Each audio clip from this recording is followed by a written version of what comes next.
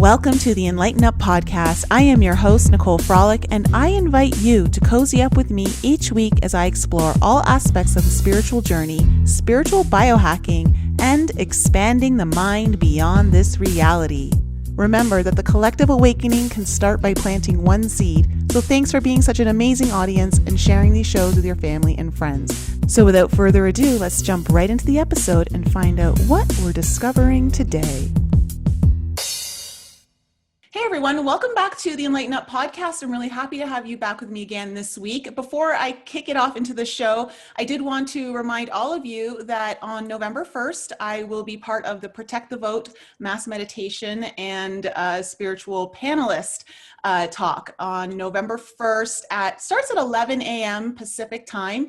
It is a free live event. I hope to see all you guys there. It is about protecting the sovereignty and the right of the vote not to vote in a particular way. So link will be in the description below.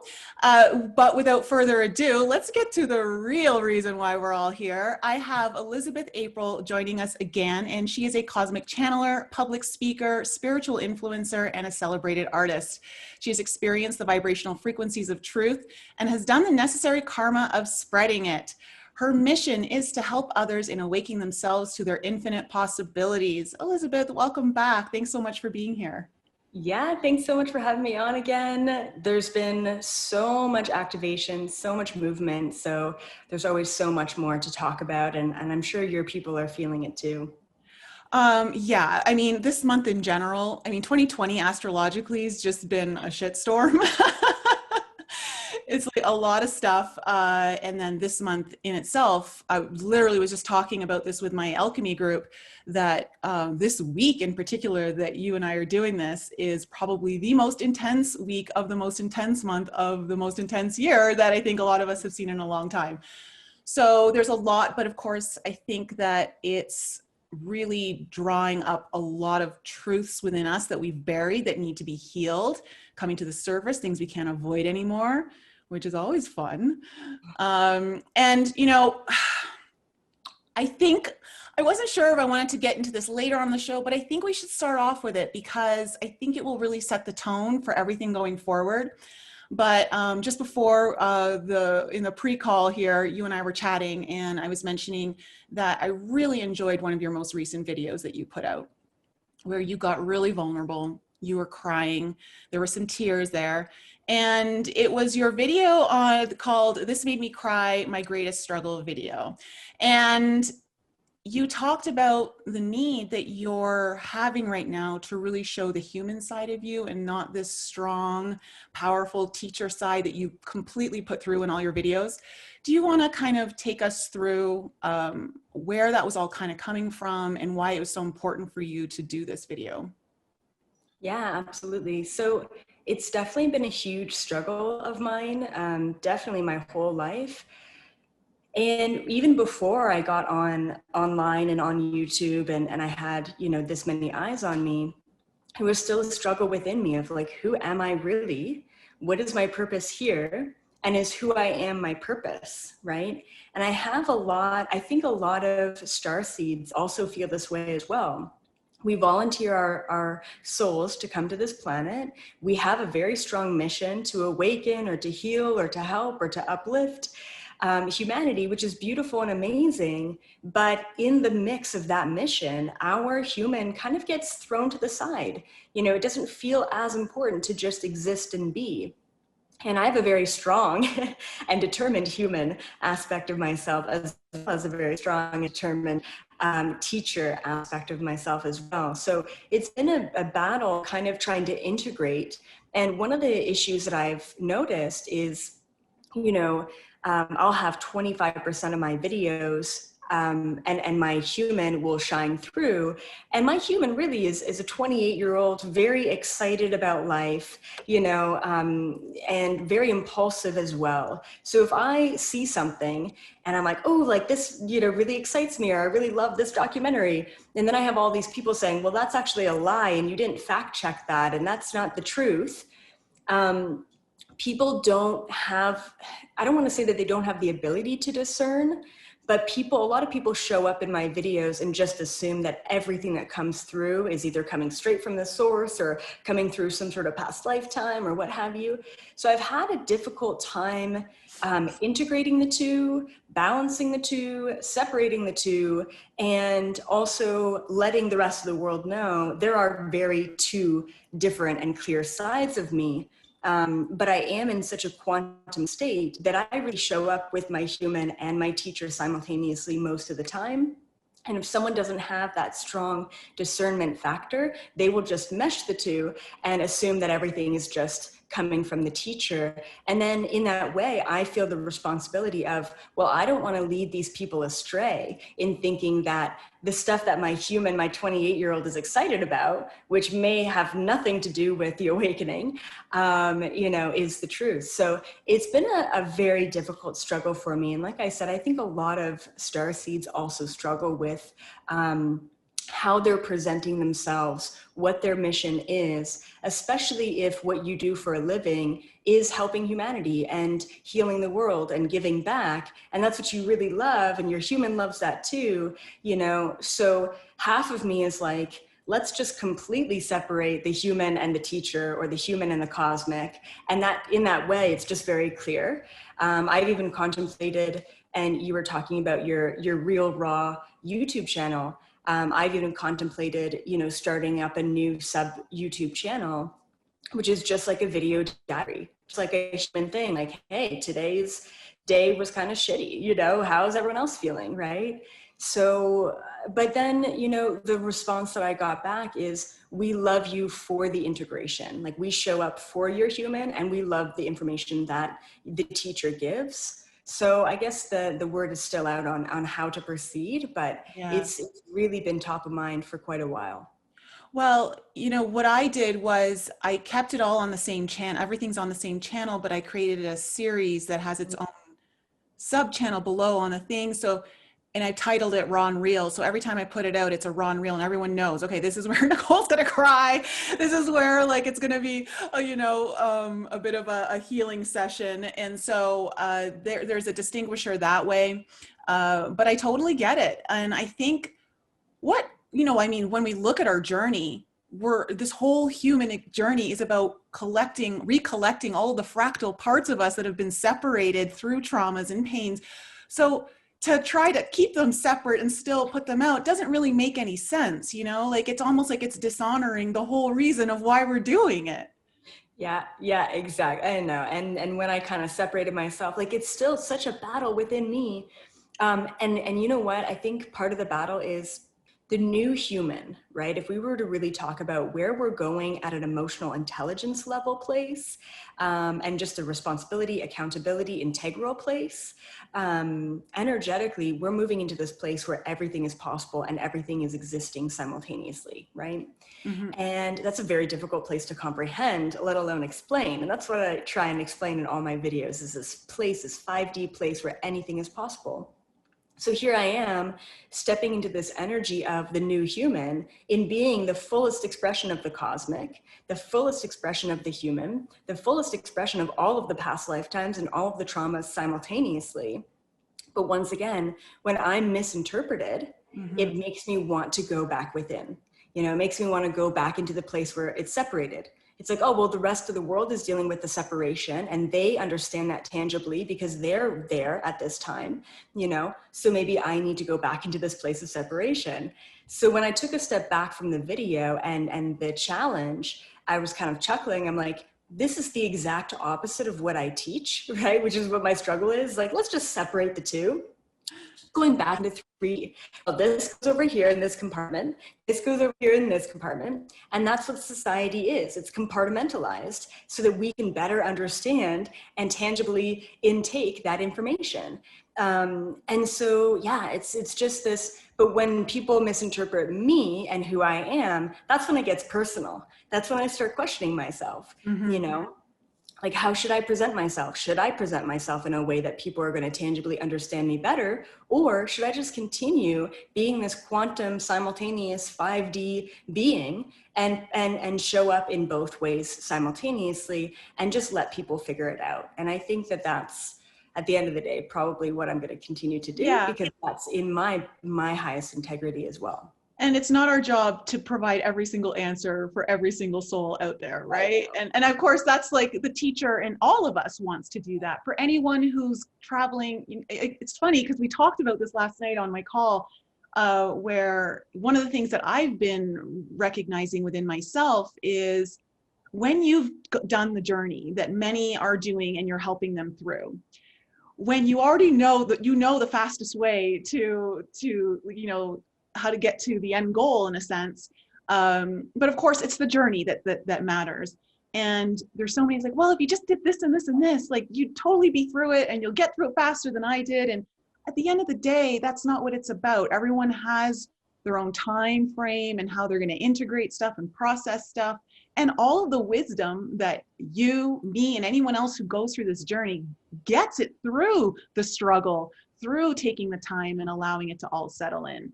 And so that's so important for us to remember as teachers, and that goes to anyone in the audience who's helping anyone, because we're all teachers and students, to remember that it's not our job to help people skip steps, because we want it to be easier for them. It's the struggle that really brings forth a lot of the fruits of our self-illumination. Mm-hmm. Absolutely. Yeah. And I feel like there's two different aspects to life. And I had this huge download like 10 years ago, and it really made a lot of sense. And it's about divine feminine, divine masculine energies. So this entire universe works in a binary system, right? You've got high vibration, you've got low vibration. You've got one side, you've got the other side. And so we find this in every dimension, across every plane of existence, within every planetary system in this universe. We still have the dichotomy of divine masculine, feminine. It's pretty wild, but it does still exist out there. And I always find, or the download that I had 10 years ago was that there's two different paths to enlightenment, right? And let's just call enlightenment realizing all truth within the universe, and you go back to source, or you become your own source. That's pretty much the end all to be all, not just in this lifetime and this incarnation on this planet, in the entire universe.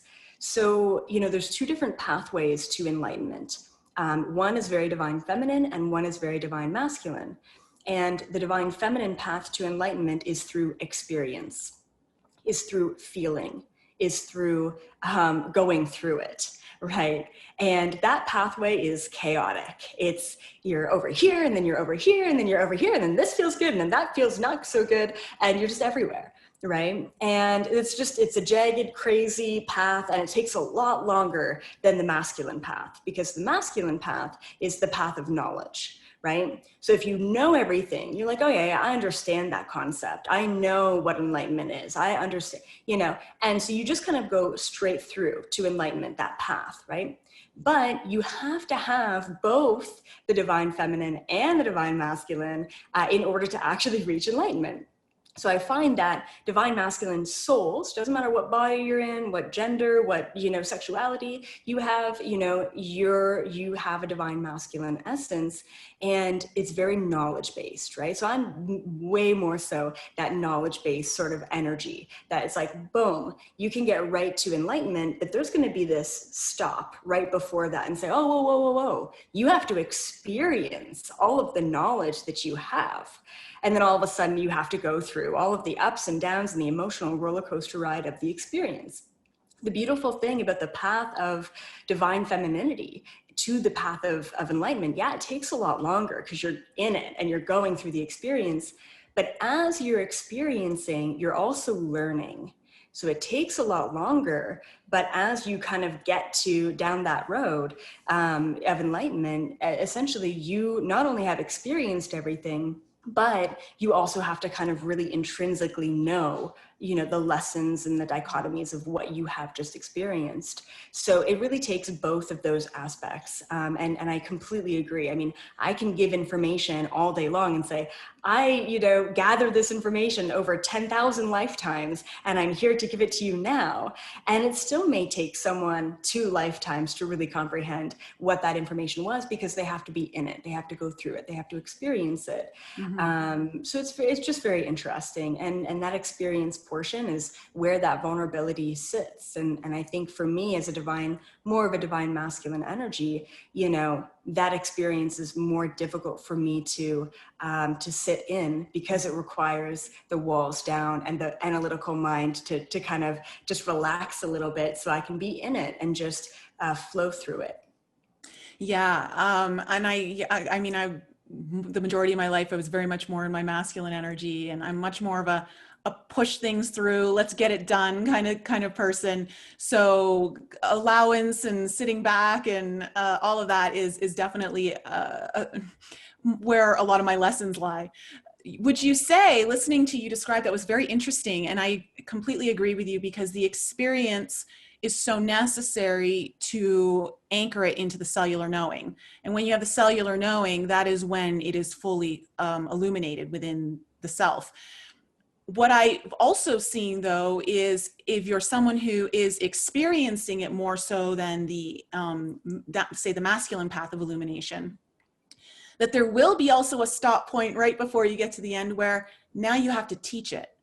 Yeah. And use, like, maybe you need to write a book, or maybe you need to teach a course to really integrate it that much more into knowing.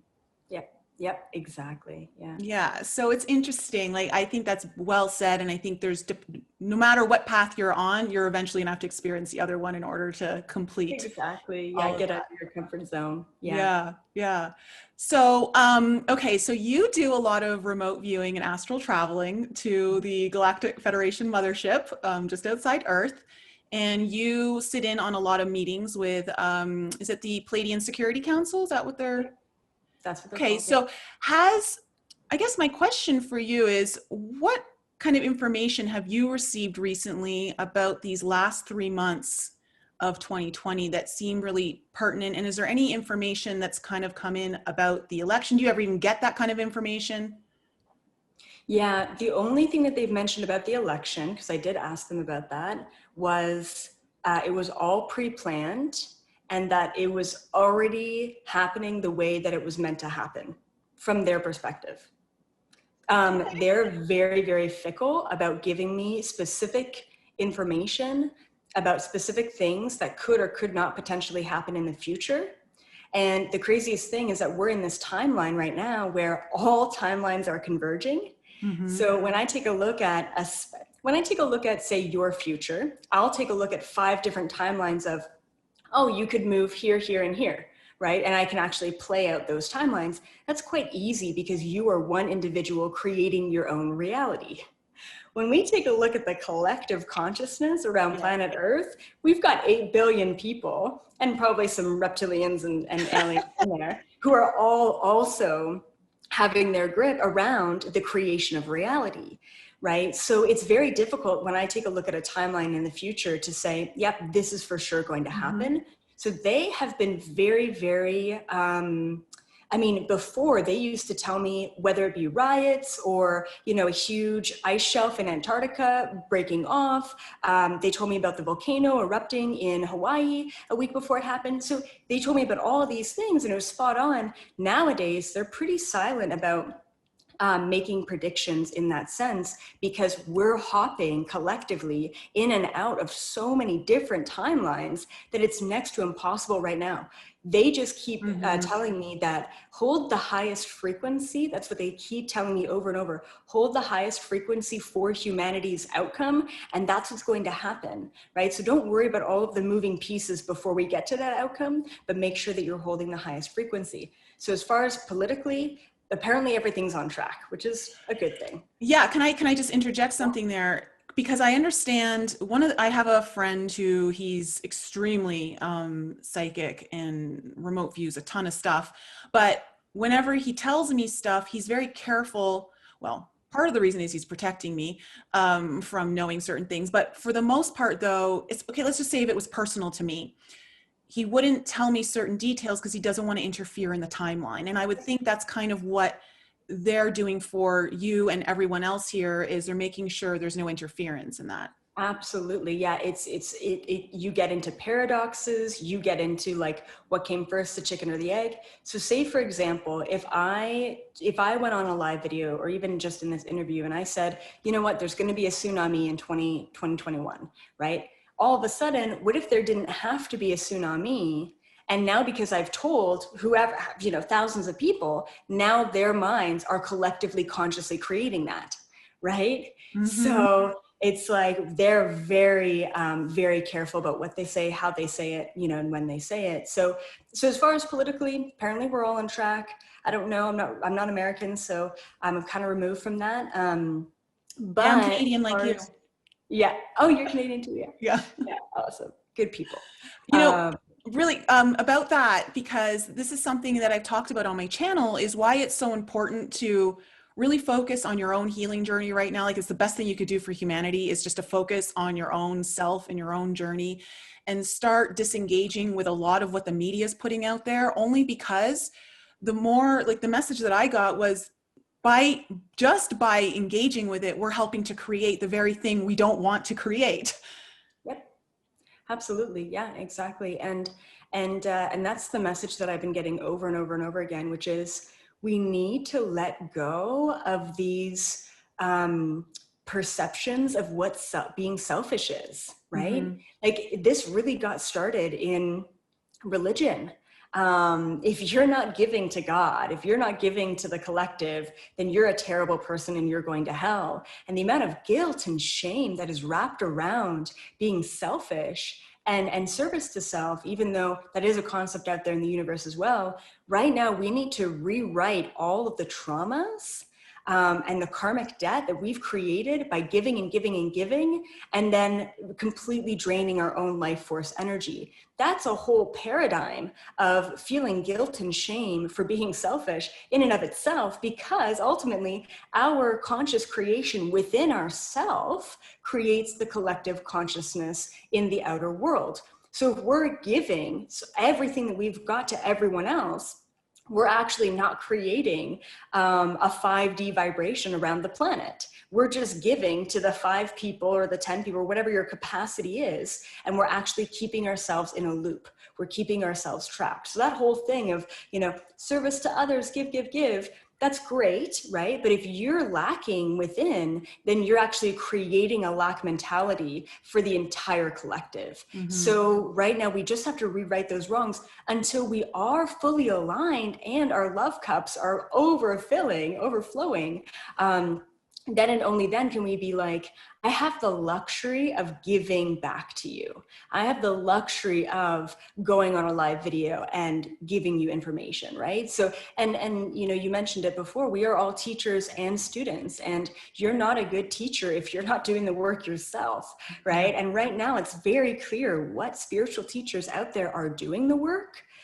And being authentic and real, and what spiritual teachers are just projecting what they think they know, right? Mm-hmm. And as we just mentioned, you don't really know anything if you haven't fully experienced it. So teaching on one hand is one aspect of it, but experiencing it and going through it is a whole different story. So that whole, concentrate on yourself, focus on yourself, and that will create a utopian society for the future. But we need to be rewriting these traumas of the past. Okay. Yeah. And has there been any information that you've come across aside from like politics and stuff? Put that aside. What about for the last, I guess, quarter of 2020? Any information that you feel is going to be helpful to people to understand as we're Absolutely. kind of going through the chaos? For sure. So not saying that everything's going to end and it's going to be a beautiful, blissful, reality stepping into 2021. But I've received this information for the past 3 months, and it's even more pertinent in the next 3 months, which is we are creating our reality for the next year right now. I don't want to go into all of the quantum physics of why we're projecting, like, this time right now is creating our future. for that next year, for 2021. So even though you may not know what you want or what's going to happen or what job you're going to be in or what relationship you're going to have in your life, you can hold the highest frequency. So rather than saying, I want to be, I want to get a new job as a mailman or whatever it may be, get away from the specifics because you're just limiting yourself and trapping yourself, and hold the highest frequency of, I want to experience freedom in all of the ways: freedom financially, freedom socially, freedom in my own voice, freedom in my own power, freedom spiritually, right? So hold the highest frequency of that thing, whatever that thing is, balance, abundance, whatever that thing is that you really want. So that's really important. The other thing that's really, really important as well is this December 21st timeline. Yeah, so there's a huge, huge vortex that's opening up. I don't do any external research. I know a lot of other astrologers, psychics, channelers are all talking about this as well. It has come up. December 21st is a very, like a very almost special date in my mind too. It was the first time I was ever introduced to the Galactic Federation of Light back in 2011. I was greeted by a Palladian, just a Palladian who was astral traveling into my living room a couple of days before December 21st, 2011. And he said that there was going to be a meeting on the 21st at like 2 a.m. Eastern Standard Time, my time, and that he was going to come get me. And that's when I, had my first meeting with the GFL. And I didn't really realize that it was an equinox and there's this energy that happens, on that day or whatever. But yeah, it is really significant, especially this year. Apparently there's all these planets aligning. I don't really know what's going on astrologically. Yeah, so it's Jupiter and Saturn become conjunct. Okay. And they're conjunct almost literally at 0 degrees, which is the closest they've ever come conjunct. I think it's since 1643 or something. It was around, it was like almost 500 years ago. Wow. And when they come together, they become like the brightest star in the sky, kind of like the Star of Bethlehem, which is really kind of auspicious. Mm-hmm. And I think I was just talking about this with Laura Eisenhower, and it feels very auspicious to me, this particular December 21st, the winter solstice, because it's also like Saturn is and Jupiter, I believe, are now in Aquarius. I think Jupiter goes into Aquarius the day before, and Saturn is now finally going to be moved into into Aquarius, like maybe a week or so before this conjunction. And the tarot deck, the star card is Aquarius. And so I'm like, oh wow, it's almost like a double star energy that's really coming in. And of course, Aquarius represents all of us finally tuning into the authority of our higher self, and not looking at the authorities outside of us. So it feels very auspicious to me. Oh my goodness, I have so much to say. Okay. So I got my Saturn return reading done, which was really cool. Yeah, because I just turned 28. And it was kind of scary. I'm like, everyone talks about Saturn return. I'm kind of freaked out. But I've already seen so many decisions that I could have made that would have been the wrong decision to make. So I feel pretty aware of my Saturn return. But what I thought was really interesting is that, what were the dates? I think in July, Saturn went back into Capricorn. Mm-hmm. And then this astrologer was telling me all about it. And then on December 17th, yes, right, just like you mentioned, it goes into Aquarius, back into Aquarius. And she's like, this is weird. Like, this never really happens. And the interesting part is Capricorn is divine masculine, like power, and here we have the election, and it's also very much so about foundations and business and, cultivating things and just that divine masculine kind of like pushing through sort of energy. And then the Aquarius is more of that flow and divine feminine and surrender and taking back your power, right? So it's just very interesting how we're kind of in this period wrapping things up in that Capricorn energy, only to move fully back into, Aquarius for the next, I don't know how many years, two or 3 years with Saturn. Mm-hmm. And so then I also want to mention too, it was like, the thing is, I put out so much content and so many videos. I'm like, where did I say that information? Because it just all gets lost. But there was a video that I put out there, and I was channeling the Galactic Federation, and I asked about December 21st, and it was freaking mind-blowing what they said. Oh, it just gave me chills when you were talking about how auspicious it was, and the Star of Bethlehem, and that kind of synchronicity. Something that they said was that, okay, the birth of Jesus, or Christmas, okay, let's call it Christmas, was actually, I don't know if these are the words that they used, okay, I'm just like summarizing it, but it was kind of like they were implying that it was a cover-up for the intensity and the intensity and the brilliance of December 21st, right? So everyone's focused on Christmas, and they said that this year in particular, there's this rebirth of Christ consciousness on December 21st, because this portal is going to open up, and it's going to allow a lot of us to ascend into 5D. Does not mean that you're going to stay 5D, okay, for the rest of your life. It's not just like a one and done thing. Woo, I'm here. Bye, everyone. You know, because a lot of people have their own perceptions about what 5D is and what it looks like and all of that stuff.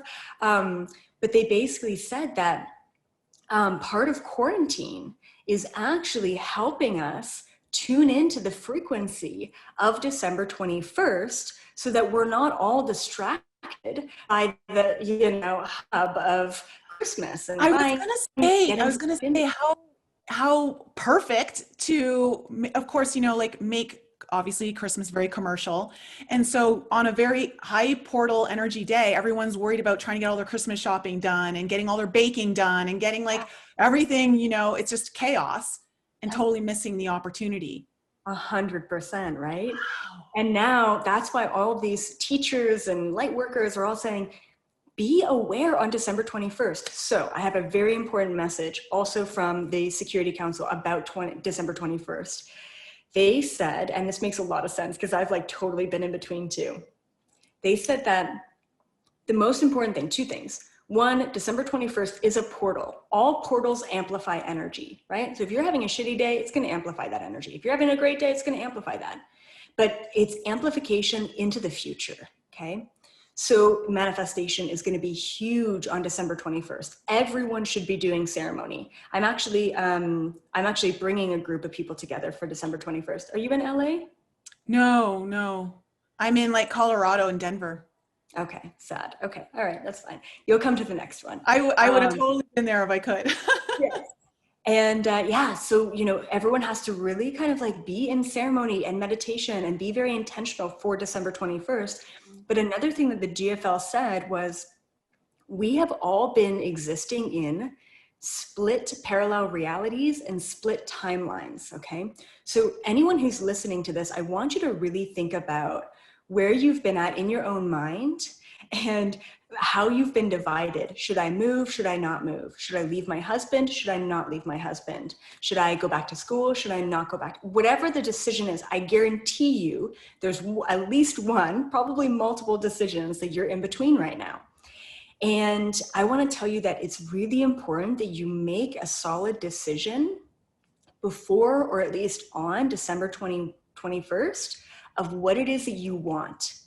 If you go into that portal with the split energy, then you're, I don't want to say wasting your energy, but you're oversaturating your energy into two different timelines, and it's actually going to really drain you. So now for 2021, you're now manifesting two split timelines for everything that you've been contemplating without that clear discernment or decision, okay? So the easiest way to figure out what timeline you want or what timeline is going to work best for you is, say, for example, it's a relationship, okay? Because a lot of my clients, a lot of my people right now are really in it with their relationship, especially during quarantine. I don't blame them, right? So the best way is, what do you want in life in general? I want freedom. Okay, fantastic. Great thing to ask for in life in general, right? So all the things in your life should align to freedom. So then you ask yourself, what is not aligning to my freedom? Oh, my relationship. Okay, great. So what about my relationship isn't aligned to freedom, and how can I realign it? Well, he never lets me go out, or whatever the thing is. Okay, cool. Well, then just go out, right? Just do the things that you want to do. play with that ulterior timeline and see how that feels for you before the 21st. This is not a time to be passive. This is a time to be very active, not just physically taking action, but also energetically, consciously within your own mind, being very aware and cognizant of what you're thinking, what you're projecting, what you're creating, and really what you want and how you're reacting to the world around you. So holding the highest frequency and then asking yourself if the opportunities and the aspects of your life are aligned to that highest frequency. And if they're not, then you may need to make a clear decision before or on December 21st so that you can finally manifest the life that you deserve moving into 2021. Wow. Okay. So I just got a download while you were saying all of that. And I've been seeing, without even knowing that it's happening, that there have been some very important decisions I've had to make. I've made them rather quickly, only because I do a quick check-in. I don't let my analytical mind kind of try to, talk me out of certain things, but I really just do a check-in with my higher self, my guides, the feeling that I have in my gut knowing, and then I just make the decision really quickly. And I've had to do that, and it's actually served me very well over the last few months, in a sense of I'm starting to see the manifestation of the realities I've been working on energetically and creating happening. But the download I just received was, this week we have a new moon in Libra. And because we're in the most potent week of the most potent month of the most potent year, that this new moon in Libra is about actually making decisions. So what is Libra? It's the Justice card in tarot. It's about having to finally, it's that, that Justice card, she holds the sword. And the sword of truth is what we use to cut through realities, to make a decision and say, no more with this one, I'm going with this one. And so this new moon is actually going to be very valuable in all of us really kind of using it as a mini portal into the 21 portal, in a sense of gearing up. It's almost like a test drive to start amping up the energies, to use it on like, where are you going to make a decision, and how do you move forward with that, with this new moon? Wow. Okay. When is the actual day of the new moon? 16th. 16th. Okay. Perfect. All right. Good to know. Yeah. I mean, Friday. I don't. It's Friday. Yeah. Okay. Cool. Yeah. I don't know about you, but these past like couple weeks have been so intense. Oh yeah. Like just intense conversation, like intense drama, like just intense dreams. Oh my goodness. Like you name it. Like it's all like all the shadow stuff, all of the old aspects. For me as well, making like very clear decisions. And I'm kind of the opposite of you. And I don't know if like, I don't know why, but when I make impulsive decisions or when I make decisions really quickly, it's usually from this place of like excitement. And I know it's like, follow your highest excitement, but I get excited about pretty much everything as a human. I'm like, yes, yes, yes. And then I'm like, damn it, why did I say yes to that? Right? So I have an issue with that. And recently I've actually been doing the opposite, which is really sitting in that space, feeling it out, being vulnerable, asking people's advice, like rather than just being like, yep, that sounds good. Let me clarify, because I'm exactly in the same place as you right now, where my go-to is I'm Aries. So I'm Aries South Node, Libra North Node. So I'm very impulsive. I just jump head first, like don't even think about it, figure it all out when I get there. Yeah. But these decisions that I've had to make very quickly are actually extremely difficult decisions. Decisions that I know my ego doesn't want me to make. And I only know it's because there's so much heart of like, oh, I just don't really want to do this, but deep down, I know it's the right decision. So when I'm talking about the decisions that I've had to make really quickly, they're actually the ones my old program would have stuck and hung around until it was absolutely necessary. Yes. And something that I've really noticed, especially in the past couple of weeks, is being very aware of the resistance. Like I sat down to write an email yesterday and I'm like, I don't want to do this. And then my, part of myself was like, no, do it. I don't want to do this. It's like, okay, you don't want to do this because this is an old aspect of yourself. And by writing this email, you're confronting this old aspect of yourself. And the reason why it's so difficult is because you're not used to saying no. Like you're not used to, you know what I mean? So yeah, but when there's that kind of resistance, that's when you know you have to really surrender to it and move through it, you know? Yeah. Yeah, it requires a lot of trust, a lot of faith, Yeah. because it's a foreign territory that you're going into. You don't know these outcomes because this is not the way you usually handle it. So it's a completely new thing. And I think that's kind of where, I think that's kind of one of the messages 2020 is really bringing forth for us is, how do you surrender into a place that has no certainty, where the ground is fallen out from below? You don't know where you're going to fall. Where does your faith lie then? And how do you actually tap into that, grab onto it, and use that as your lifeline, as opposed to when you already know what the answer is going to be, and all Yeah. of that? Yeah, absolutely. And it really, you're so right. It's a surrender. No one really knows what's going to come, you know, not even the psychics of the world, right? Or really know like what's going to happen. So it is that surrendering. And I kind of chuckle to myself in a very endearing way that there's so many people across this world who are like, I just want things to go back to normal. When are we going to go back to I normal? know. Right. And in my mind, I'm like kind of laughing. I'm like, it's never going to be normal. Like, so in my mind, it's what is your new normal, right? Like, what are you going to, and the best thing about creating a new normal is anything is possible.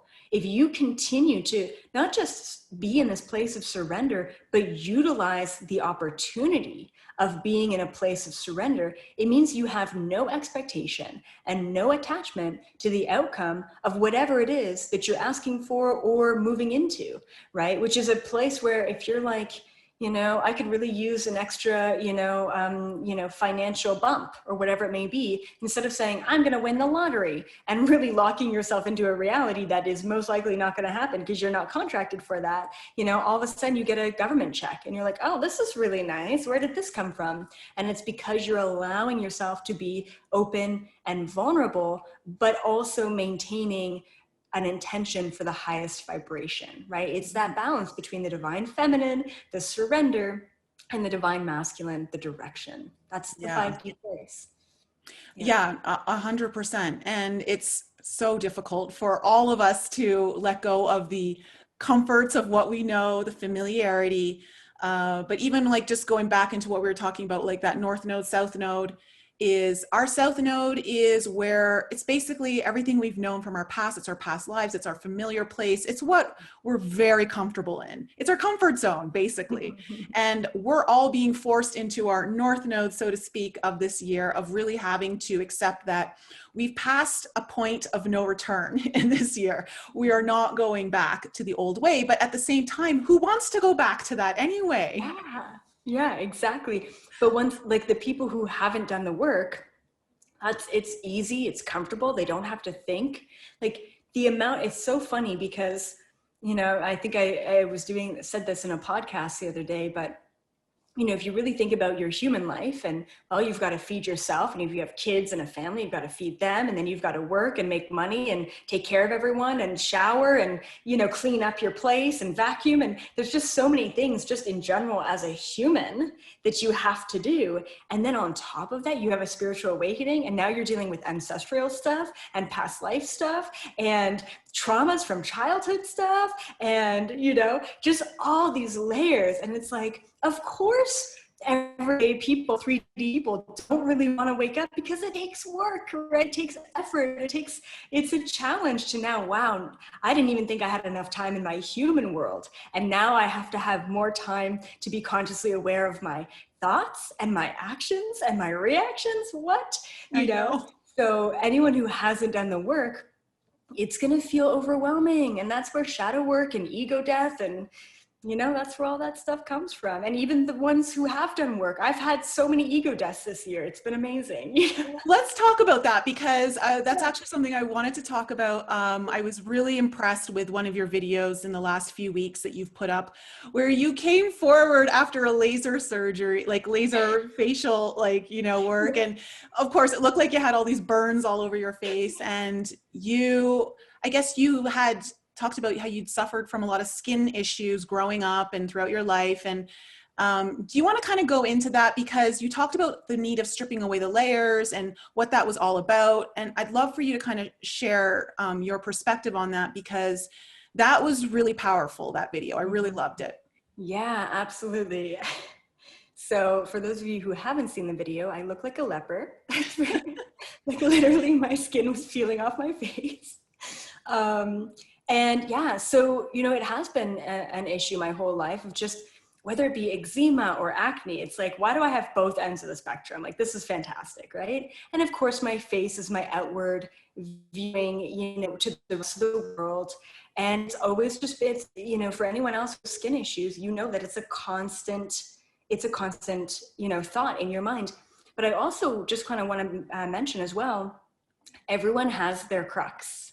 Everyone does. Everyone, whether it be my hair or, you know, my skin or, you know, my feet hurt or my weight, right? I'm overweight, you know, everyone has their own thing. And I think that in a lot of ways, people tend to idolize, right? Whether it be spiritual teachers or mentors or gurus or whatever.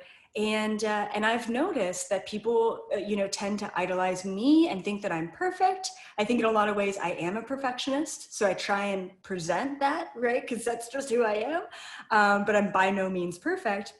Same thing with the Galactic Federation. So in the past month, I felt very called to put out a video saying, the Galactic Federation, it has corruption. Like, we need to realize that they are not the end all to be all of the everything in the universe. They're not, you know, so I've really made that statement very clear. And then also the same thing with me. It's like, I have my own issues. I've been battling with skin issues my entire life. And I just came across this procedure. It's called laser resurfacing.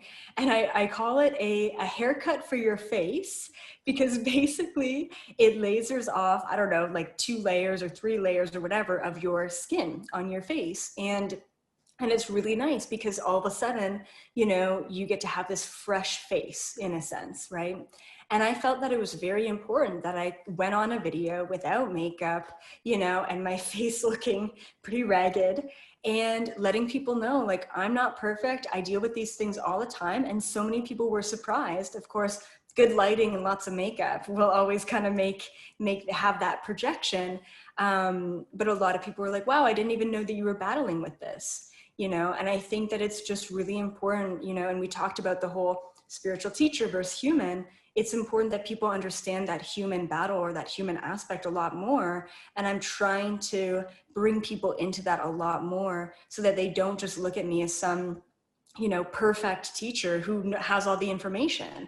You know, I'm wrong too, right? I don't know everything. And as a human being, as a 28-year-old, I'm still in it. Like, I am in the grind, you know, I'm learning it, you know, and it's beautiful. So yeah, that was a really good video. Well, what I really loved too about that video was how you talked about the fact that, you know, we just kind of talked earlier about the importance of needing to leave old parts of us behind, things that no longer are part of us anymore or have been healed, and stop running those programs and start creating the reality where we're truly wanting to resonate in. And you kind of, this procedure was like, because you've done so much of that inner work, you're like, I'm ready to just let all this go now. This isn't a layer that's me anymore. Yeah. And that you also talked about the importance of how, you know, on the path of ascension, you know, stripping away all these layers is so important, because if you're not healing, if you're not getting down and stripping it away, you're not on the path of ascension. Yep, exactly. You've got to, you know, and like I mentioned, the ancestral stripping away, the past life stripping away, you know, the traumas in childhood stripping away. And then also, you know, part of the, how do I say, like, we can very easily get into the same paradigms within spirituality if we run away from the human, right? So people who run away from the human jump into spirituality saying, yes, this feels so much better, which is amazing, great. But if you haven't done the work in the 3D, in the human, then you're going to create the same old attachment to the same old typical paradigm. So something that I see quite often is, I'll introduce someone to their cosmic counterpart, right? It's like, oh, well, you were a Palladian being in a past lifetime, and this counterpart, this aspect of you is coming through. And by introducing them to that counterpart, it actually allows them to unlock that DNA within them, right? And have that remembrance and really step into that power.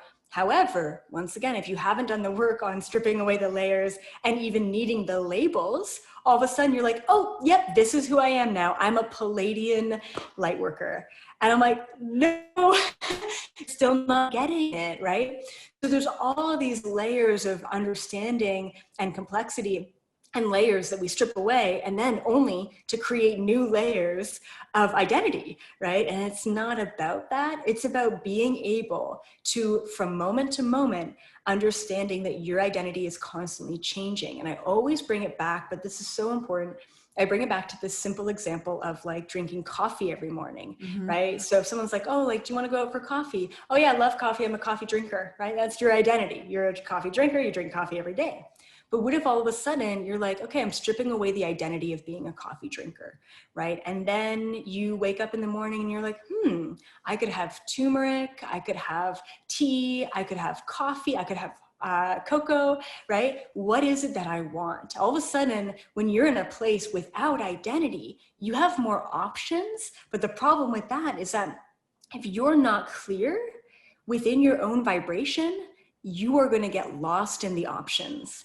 That's why people are scared of stripping away those identities and realities, because all of a sudden they have to use their free will to make choices that align to their highest vibration. And if they don't know what their highest vibration is, or they don't have the ability to make clear decisions from moment to moment on what they want in that moment, they will always, we as humans will always revert back to the comfortable, easy decision that we know. Yeah. So the biggest thing that I can really mention, other than all of the other big things that we've mentioned, is before December 21st, make new decisions, strip away layers, even when it comes to, well, Wednesday's spaghetti night, we're gonna have spaghetti. No, what do you really want? Ask your body what it wants, you know? So in this moment, I'm a coffee drinker because I'm drinking coffee. But in 2 hours from now, I'm gonna be a tea drinker because I'm gonna choose to drink tea, right? And in the greater scheme of things, I'm not either one because I get to have all of it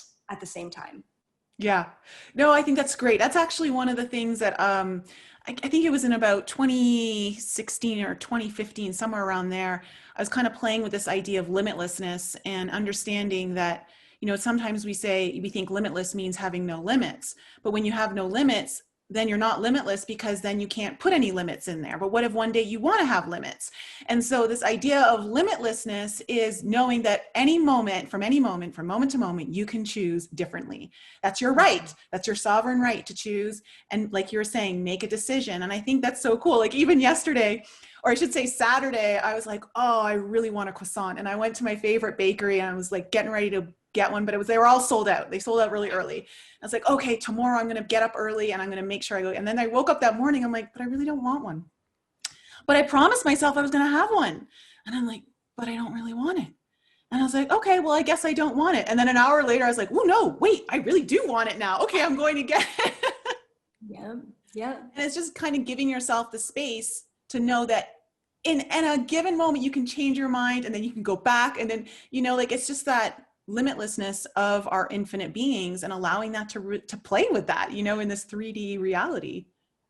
I love it too, because, you know, I'm very structured and, you know, it's easy for me to kind of play within the structure, right? Now I'm also, you know, very conscious in the way that I will, and I used to do this years and years ago. I would literally in the middle of my day, I would take something on my desk, like a pen, and I would just chuck it across the room. I'm like, boom, just hopped into a new reality. Literally, I would just do really weird things throughout my day just to switch up, you know, just because I could. So I love that. But my wife, she is so divine feminine that, you know, if I'm like, hey babe, can you make me a bowl of cereal or whatever, you know, whatever it is, she will come back with a croissant, you know. She literally does not play within any rules, and she forces me out of my comfort zone every single time. So I had an issue when we first got together of kind of just not trusting her. I'm like, but everything I ask for, you give me something different. So I can't really trust you and give me what I want.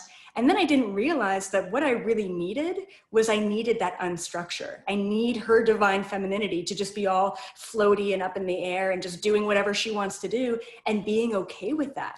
So now I flip this reality of, okay, babe, just go for it. Just make me whatever, and she gives me an apple. I'm like, this is amazing. This is exactly what I needed. Thank you so much. And now I'm in appreciation for her fluidity, just in the way that she exists in life in general.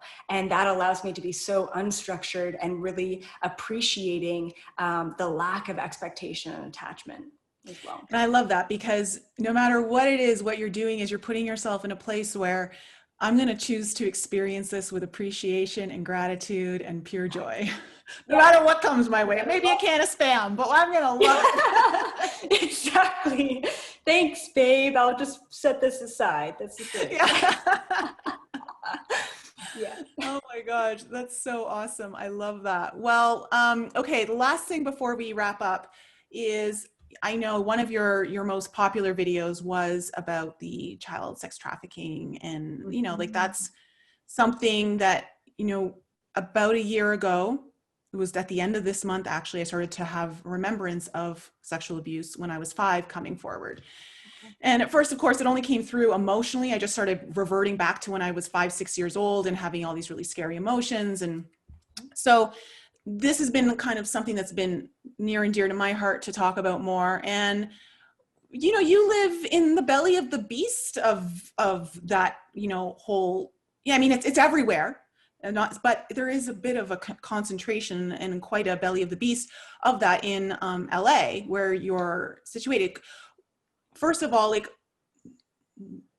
I should say, my first question is, how have you seen any transformations, even just in this last year? Because I feel like the quarantine has been part of that.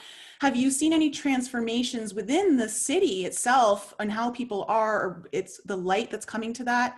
And also, do you have any messages that you'd like to share in regards to that and where it's kind of going? Absolutely. So as far as transformations, it's amazing. Like I participated in a huge protest. I was literally just like basically crying the entire time. Like it was just so beautiful to see hundreds of people walking in Hollywood, in the heart of Hollywood, literally down, where all the stars are, right? The Hollywood stars. And it was so incredible. And we were just protesting against child sex trafficking, and everyone's yelling, no more adrenochrome. And I'm like baffled, thinking like, I can't believe this many people even know what adrenochrome is, So it was so incredible to be a part of that. People are getting together all over the world. They're rallying against this. People are questioning, what do you mean child sex trafficking? This is just, what's happening here? So it's really waking up the rest of the collective, which is waking up, the collective consciousness of the world. And then also when we were doing that protest, there's a huge vortex in Hollywood. And this is what the elites have used to basically control the rest of the world. That's where the media really got started. That's where the propaganda, the control mechanisms, as well as the pedophilia really got started and embedded within that mainstream media. And so as we're walking down the Hollywood Star Boulevard, we're literally changing that vortex from dark to light. It was just so powerful. And there's been many other protests since then as well. And if anyone wants to check it out, that protest I recorded, and it's actually on YouTube right now. So there's a change. It's slow on the front end. It's fast, rapid fast on the back end. Never before have we seen the amount of purging of, these underground bases, getting the children out. I mean, this is a massive operation, and it's a massive cover-up at the same time. I think it's a massive cover-up because they basically want to make sure that the children are safe, that the world doesn't freak out, before it's appropriate to kind of release all of this information. I feel like a lot of documents are going to be disclosed in the next year or so regarding all of this. So on the back end, a lot of CEOs are stepping down. There's going to be a huge change within these huge mainstream media corporations who are all a part of the child sex trafficking. Obviously, Epstein, that was huge, huge, huge, huge. So we're starting to shut it down, but what we're witnessing within media is like 1% of really what's happening on the back end. So every once in a while, I'll do an astral travel and I'll just kind of check out some of the underground military bases. I think, yeah, Australia was being purged just a couple months ago, maybe a month ago, massively, just a huge release. I think a big part of the quarantine as well is to allow a lot of these changes to take place without the mainstream freaking out. So the problem is that with quarantine, we've got the Galactic Federation saying, yep, everything's going as planned because we need to get these kids out and free them, and whatever else needs to play out within that time frame. And then we also have the New World Order, the elite agenda that's also playing out, mandatory vaccines, the masking, all of those things. So people are really confused right now of like, is this a good thing? Is this a bad thing? And it's really what you focus your attention on. So yeah, so things are really changing. And then as far as like the freedom of the children, I mean, it's just that video said it all. I've wanted to do an update video, but it's just that video has everything in it, and the biggest aspect is us understanding, even though we're not necessarily the children or we're not in those bases right now, and we're not a part of that right now, the biggest enlightening factor of that is we are the ones that escaped because we are the ones that are consciously supposed to change it, right? We've all been locked into this weird sex paradigm of corruption and feeling shameful, and sex itself is one of the highest vibrational frequencies that we can experience to allow us to connect to pure source, which is why it's one of the biggest things that have been corrupted, Yes. and twisted since the dawning of humanity, right? So we're healing this incredibly deep trauma that all of humanity has experienced, which has been a huge manipulation tactic by the elites, right? So yeah, so that's the summary of what's going on. Wow. Yeah. And I think, yeah, it's been interesting because a lot of people, like my clients, and I'm curious to hear from you, but clients and people who watch my channel have been having a huge uptick in dreams of rescuing children or helping children escape places. And I feel like one of the things I kind of got was that in the dream world, you could be it could be the higher selves kind of initiating that sort of energy to happen eventually in 3D. So it's almost like you're prepping the energy through the dreamscape, but also you could be working in alternate timelines, basically helping that one of the messages I got when quarantine happened was that the elite underestimated the power of the awakened ones in knowing that we may be stuck at home, but our consciousness can go anywhere and we can still do our work outside of our bodies even more powerfully. And so I feel like some of that work is being done through the dream state and other ways. Absolutely. Yeah. I've actually also experienced a lot of people having these dreams rescuing children. And I think that in an astral sense, they could be literally helping the children break free or empower them to be like, it's safe, it's okay, this is going to happen. And like you said, even parallel timelines as well. So everyone's doing the work right now in the astral. There's a huge battle that's going on, light and dark battle that's happening. And I actually put out a video in January 1st of 2020, before any of this really started going on. And the video is literally entitled Psychic Predictions World War III. And I basically went into, we are in spiritual warfare right now. We are in the middle of World War III. It is not going to happen. It is happening. We need to realize the light and the dark are battling it out. And a lot of light workers, a lot of teachers, a lot of, the people who watch your stuff and my stuff, we've all been so freaking exhausted. And it's because we're doing all the work in the astral, right? Oh yeah. Like I had about three people tell me like, oh, you were in my dreams like last week or Yeah. and I'm like, gosh, my astral self's very social. Like no wonder I'm so tired, when I Yeah. wake up. But yeah, that's so amazing. I thank you so much for coming on the show and coming back. It's such a pleasure to have you on. And I love you. Your channel's grown so much since you were on like just a year ago. It's so great to see you evolving and doing great work. And I'm super thrilled about the vulnerable aspect. You really bringing your human self forward. I think that's super great. And I want to say, just before we end on that note, the reason why, and I don't think people realize this, and I don't think even I realized it when I was doing it until recently, but when you or I have a platform such as this and we're able to share vulnerably, it's like people don't realize those who are holding the space for us are giving us so much opportunity to just share and be vulnerable. There's so much healing that happens internally when we actually voice it, knowing there are a lot of people listening to us and watching us.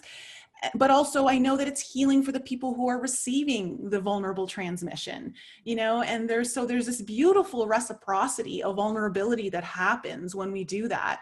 And I don't know if everyone's fully aware of that. And it's so needed right now. It's one of the most healing paths to liberation is vulnerability. I completely agree. And this is the time to do it. Yeah. Yeah. So please, I know I'm going to leave all of your information in the description, but please let my audience know if you've got any events coming up or anything like that. Please share and plug yourself. Yeah, so I'm a part of Disclosure Fest that's happening wait, what day is it? Okay, I think it already happened. Yeah, it definitely already happened. Okay, well, that already happened, but yeah, moving forward, I'm speaking at a Oneness Festival that's happening early December. And then other than that, just tons of content on YouTube. I also have a YouTube membership platform as well, where I just dive even deeper with a ton of content. And that's just $10 a month. And then I also have Galactic Federation events as well on the 11th of every month. And that's where, if you are interested in getting direct messages from the Galactic Federation, I definitely recommend you coming to that. That's just $11 on the 11th of every month. And then I also have a course, which I just want to mention is really incredible. It's an 8-week course, and it is the 3D to 5D Shift Masterclass. It took me about a year to develop this course and about 10 years of channeling and knowledge put into this course. And it's not about your psychic abilities. It's not about astral traveling. It's about your human, your reactions, your interactions, your awareness of self, your ego. So if you're still struggling in that human energy, if you're still struggling with your own emotions, then this course is going to really help you transmute your own 3D self and move into 5D in 8 weeks. And it's been really profound for the people who have gone through it so far. Oh, well, that sounds amazing. And I think a lot of people need that. It's part of that ability to make that quantum leap, that so many people are trying to do. And so I think that course is very helpful. So thank you so much. What I'm going to do is I'm going to leave all the links for that in the description below. Plus, I'll leave links for everyone to the specific videos we've talked about that Elizabeth has done, so it's easy for you guys to find. Thank you so much, Elizabeth, for coming on the show. Such a pleasure. And thank you to the audience for joining me once again this week. I'll be back with you next time. Thanks for listening and being such a supportive audience. All video episodes can now be found on my personal YouTube channel, Nicole Frolick. If you would like to further support the show, you can visit my merchandise shop or send any donations to the PayPal link in the description below. Remember, a mind is like a parachute. Unless it's open, it's useless. So keep joining me each week as I continue to expand the mind and explore life beyond this reality.